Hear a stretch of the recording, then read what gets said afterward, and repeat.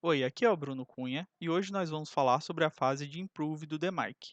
Anteriormente, nós falamos sobre a fase de Analyze e nessa fase nós verificamos quais são as causas raízes de defeitos ou variação do seu processo e são as ações para que a gente atue nessas causas raízes. O objetivo da fase Improve é você executar as ações elencadas na fase de análise e depois comparar o antes e o depois dessas ações, o estado anterior do seu processo e o estado atual, e verificar se valeu a pena todo esse esforço.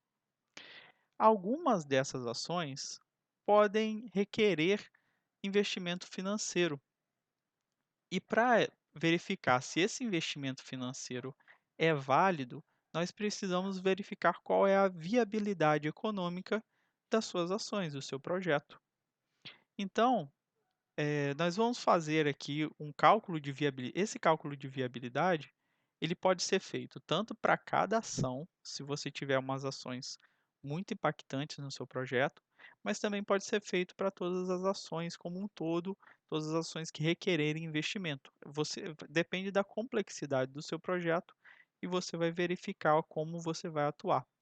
Mas independente dessa forma, você precisa calcular o VPL e a TIR. Essas métricas vão depender de como a sua empresa utiliza para analisar a viabilidade econômica dos projetos. O VPL é o valor presente líquido e a TIR é a taxa interna de retorno. Mas antes de calcular o VPL e a TIR, você precisa verificar qual é a TMA da sua empresa. A TMA é a taxa mínima de atratividade. É a taxa mínima que o empreendedor usa para verificar se ele vai entrar em um projeto ou não. Qualquer projeto que tiver retornando uma taxa menor do que 8%, o empreendedor vai decidir colocar esse dinheiro em outro projeto, ou seja, aquele projeto não vale a pena. No nosso exemplo, nós vamos calcular o VPL e a TIR para um projeto de 7 anos, em que no ano zero e no ano um, no ano zero foi gasto R$ 100.000, no ano um foi gasto R$ 50.000. Esse projeto foi implementado no ano um e a partir do segundo ano até o sétimo, ele deu um retorno da empresa para a empresa de R$ 40.000 por ano. O VPL, o valor presente líquido, significa que você vai pegar todos os valores de todos os anos e vai transmitir esses valores para um valor presente. E por que você deve fazer isso? Você não pode simplesmente somar aqui 150.000 com 240.000 e verificar que um retorno de 240 é maior do que 150 eh, e esse projeto valeu a pena. Porque o dinheiro ele tem valor no tempo. Então, você está colocando esse valor a partir de uma taxa de retorno, uma taxa mínima de atratividade. Como você faz para calcular o VPL no Excel? É um comando simples, é o comando VPL. E a primeira coisa que você coloca é a taxa, que é a taxa mínima de atratividade, ponto e vírgula, a sua sequência, do ano zero até o ano 7. Veja parêntese. E o VPL, para que você verifique que o seu projeto vale a pena, o VPL ele tem que ser positivo. Nesse caso, o projeto ele retornou um VPL de R$ 23.000. Quer dizer que vale a pena executar aquele projeto ou aquela ação. Ao, ao mesmo tempo, a taxa interna de retorno. Você vai usar o comando TIR, em que você vai colocar os valores da sua sequência. Nesse caso, retornou uma taxa interna de retorno de 12%, que é maior do que a taxa mínima de atratividade. Significa que o seu projeto vale a pena. Qual você vai usar, o VPL ou o TIR? Vai depender de como a sua empresa trabalha. A sua empresa ela vai te solicitar isso Se a sua empresa não trabalha com nenhuma das duas, você pode mostrar as duas ou uma só e explicar o que são e o que fazem. Você pode perceber, caso o seu projeto ele retorne R$ 30.000 por mês nos anos subsequentes, a sua taxa, o seu VPL ele vai ficar negativo e a sua taxa interna de retorno ela vai ser menor do que a TMA, ou seja, esse projeto não vale a pena ser feito. Essa ação não vale a pena ser feita do ponto de vista financeiro. É preciso estudar se existem outros pontos de vista de qualidade, de branding, que vai fazer o seu cliente ficar mais satisfeito, se você deve colocar ou não. Essa é uma análise sua. A partir do momento que você verificou que essas ações têm uma viabilidade econômica, você precisa fazer uma análise de riscos. Mas o que é o risco? O risco é o impacto versus a probabilidade. Então você precisa fazer uma planilha com todos os riscos, e aqui eu te indico que você faça uma planilha para cada ação que você for tomar. E quais são os riscos que você tem que verificar? Se aquela ação, se a melhoria em uma etapa do processo, ela pode afetar em outra etapa. Se aquela melhoria, ela pode afetar o cliente de alguma forma. Então, às vezes, você está fazendo uma melhoria em um indicador, você está fazendo uma melhoria no indicador, por exemplo, de lead time, mas você está gerando mais defeitos. Então você precisa verificar esses riscos antes de fazer a ação, porque depois que gerar defeitos, você vai ter que fazer outro projeto para reduzir um defeito que foi gerado por um projeto de melhoria. Não é isso que você quer. Não é isso que um projeto de melhoria tem que fazer. Então, antes de executar uma ação, você precisa ver quais são os riscos, quais são os outros processos, quais são os outros indicadores que aquela ação vai impactar. A partir do momento que você elenca esses riscos, você vai fazer uma estimativa de impacto e probabilidade.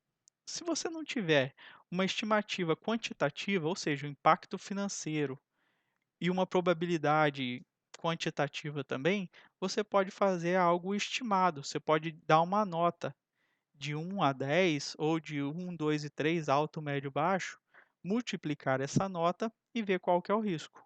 Coloca em uma planilha e classifica do maior risco para o menor risco. Assim você vai verificar primeiro os que têm o risco maior, depois os que têm o risco menor. A partir do momento que você viu, você está priorizando as tarefas, as ações de risco maior, você vai partir para a estratégia. E nós temos 4 estratégias básicas frente aos riscos. A primeira estratégia, a menos aconselhada, é você aceitar o risco. Às vezes você viu que a probabilidade desse risco acontecer é baixa e o impacto é muito baixo. Então, você decidiu aceitar. Se acontecer, a probabilidade de acontecer é baixa, mas se acontecer, o impacto também é baixo. Então você acredita que não vale a pena você fazer outra ação, então você decide aceitar. Aceitar é realmente uma estratégia para riscos muito baixos. Se o risco for médio ou alto, você precisa tomar uma ação. A outra estratégia é mitigar. Mitigar é você reduzir o impacto ou a probabilidade do risco. Então, você vai mitigar e vai fazer com que aquele risco deixe de ser médio, deixe de ser alto e se torne baixo. Uma outra ação é você transferir o risco.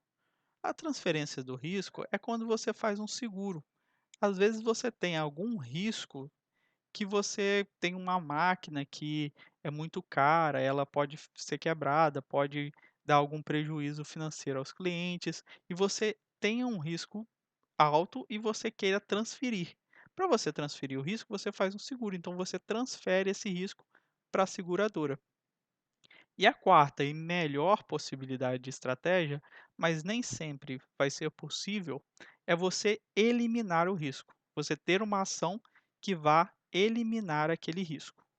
A partir do momento que você entendeu a viabilidade econômica entender os riscos das suas ações, você vai para a execução, para a ação. E aqui na execução, você pode usar, se o projeto for simples, tiver ações simples, você pode usar uma ferramenta do Lean Six Sigma, uma ferramenta do Lean, que é o 5W2H. É uma sigla em inglês que representa o what, o why, where, when, who, how e how much. E elas representam em português o que, porquê, onde, quando, quem, como e quanto. Você vai fazer uma planilha com essas células e a partir do momento que você fez, você coloca numa gestão visual, algo que todos os envolvidos do projeto possam ver. Então, primeiramente, você vai colocar as ações aqui no OK. Então, você vai colocar uma lista de ações. Para cada ação precisa ter um porquê. Esse porquê, geralmente, ele está associado à causa raiz que você mapeou na fase de análise. O onde, ele está relacionado a onde na empresa. Às vezes, numa empresa, numa fábrica, você consegue saber aonde, em qual setor da fábrica. Numa empresa de tecnologia, talvez seja em qual eh, etapa do processo que o software está passando. O quando, isso daqui é para você fazer o cronograma do seu projeto. Que data que aquela ação precisa ser pronta, e precisa estar pronta. Quem vai fazer? Quem é o responsável por aquela ação? Como? Quais as atividades que eles vão fazer? E quanto? Quanto vai custar cada ação? Então, essa ferramenta, ela serve para deixar com que para fazer com que todo mundo saiba o que deve ser feito naquele projeto. Caso o seu projeto seja mais complexo, você pode usar ferramentas de gestão de projeto como o Waterfall ou o Scrum. O Waterfall, o mínimo que você vai precisar é de um escopo, um orçamento e um cronograma. O ideal é que você esteja baseado no PMBOK, caso a sua empresa ela tenha essa estratégia de gerenciamento de projetos. Então, o escopo é o descritivo das atividades que você tem que fazer. O que você espera no final do projeto? O orçamento é quanto que vai custar, como que você vai distribuir esses valores ao longo do tempo, e o cronograma é cada etapa do projeto, quando será concluída. E caso a sua empresa tenha essa abertura, você pode usar o Scrum.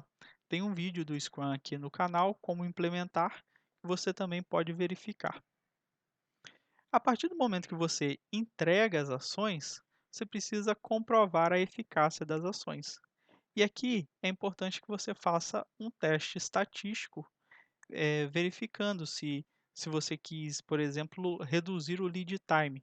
Você precisa fazer um teste estatístico verificando se a média do lead time do período anterior é diferente da média do lead time do período atual. No vídeo anterior eu expliquei como que você faz esses testes estatísticos, verificando diferença de médias. Verifica lá também. Então, por hoje é só. Agradeço por ver até aqui. Se tiver uma dúvida, pode colocar no comentário. Tchau.